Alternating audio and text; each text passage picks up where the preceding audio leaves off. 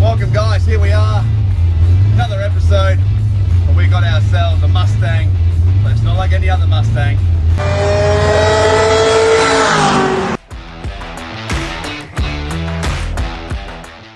Andrew, hey dude.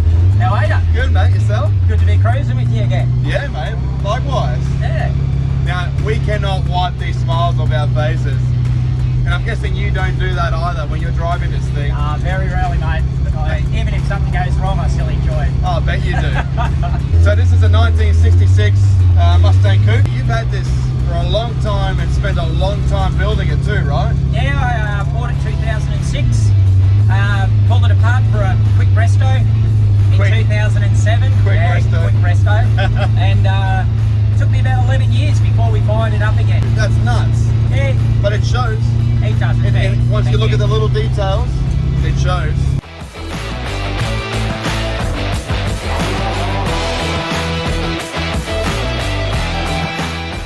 Was it already a pretty nice Mustang? No, it was a dog box when we bought it. It came over from America. It had a 289 and a C4 in it. The whole car had been sprayed in silver for import. Was it a Mexican silver? It was Mexican silver. It was over everything. Oh, was it? Oh, bumper bars, door handles, interior. No. Yeah. It was pretty horrible. So I took it to some friends up the Sunshine Coast. A good mate of mine, Johnny, and they started tackling it. We cut everything forward of the windscreen pretty much straight off the car.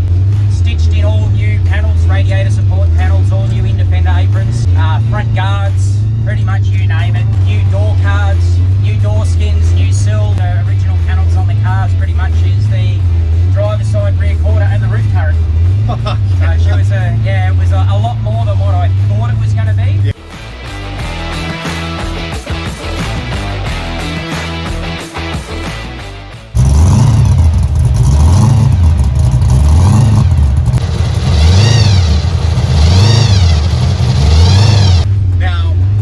Just do a restoration, you did a lot of really custom work.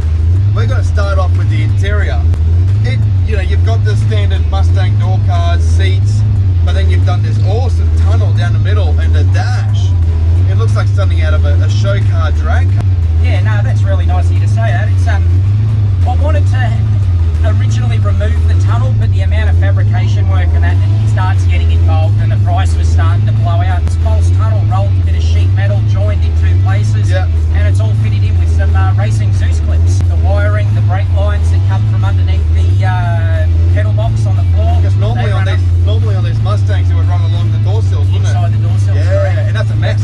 It is a bit of a mess, yeah. No cup holders though. No cup holders, unfortunately. All odometer gauges. Yep, all electric. Now you only just pointed this out to me before, but your switches. They're the original Mustang switches. I love that. Yeah, I tried to keep it with, a lot of people run push button stuff these days. All the billet buttons. All the billet buttons. I wanted to try and keep something of the original in there to keep it at 66. But it looks great. And it looks good. It's nice and neat down the side. It doesn't take up a lot of room. And do it and it turned out exactly how I wanted it. Dude, it's spectacular, man.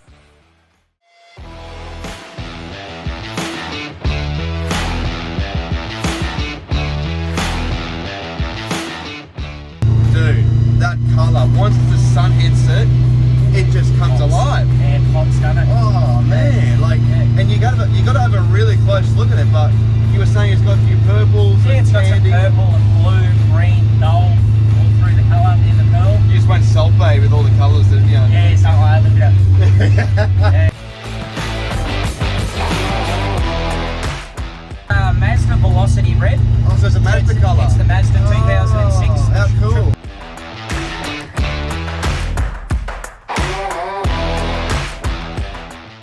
Let's talk about the good bit, which is that enormous blower that's sticking out the bonnet.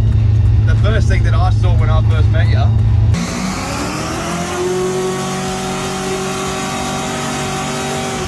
It's a 351 Windsor, standard stroke Windsor. A nice set of trick flow twist wedge heads on. A nice big cam.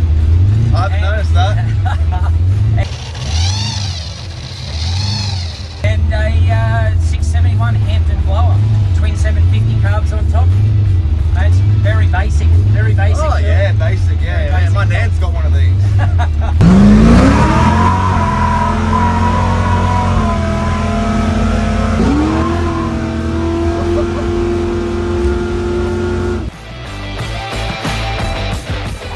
The engine bay itself is a masterpiece on its own. You're pointing out, normally the Mustangs have got all the bolts for the guards along the side there. You've removed all that. Where the radiator would sit, everything's all one smooth piece.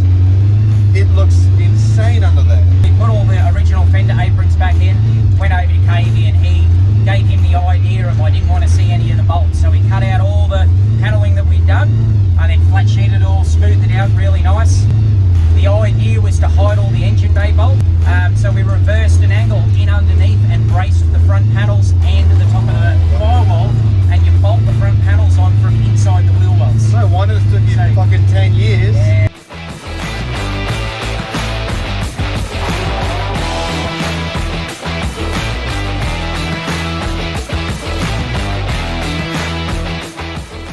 The shockies themselves have been narrowed 35mm, have been lower control arms have been narrowed, upper ball joints have been turned 180 degrees.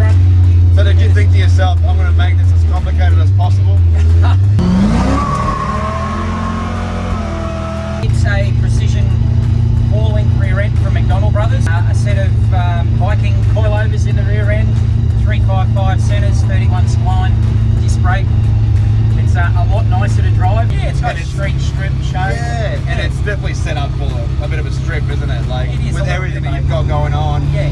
it's a big hitter.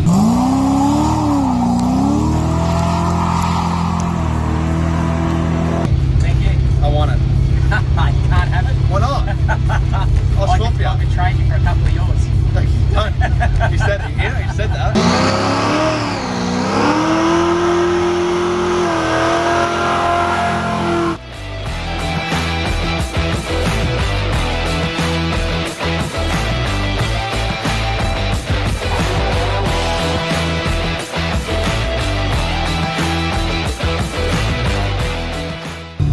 Alright guys, thank you so much for watching. We hope that you enjoyed the episode. Thanks brother. Good chatting. Likewise dude. See you next time.